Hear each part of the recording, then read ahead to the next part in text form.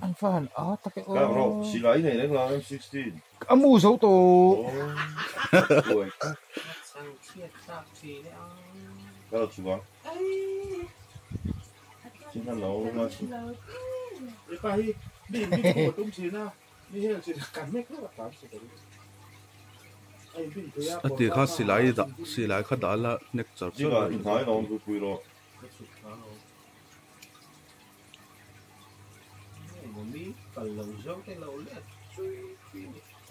Cái lệ ta đi đâu có đòn sắt siêu lắm lệ cắt niếm tạo khóc máy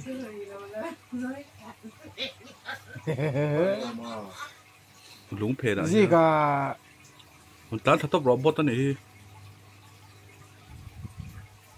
mình toàn phải lối cái chuyện thế ý cái phun nói lúc ấy ổn tổ hi ô xí nàyเขาก็ลากสักโดน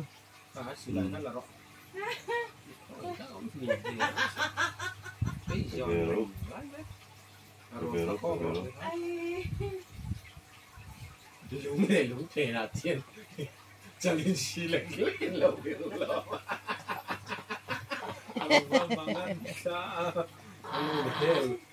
Hell,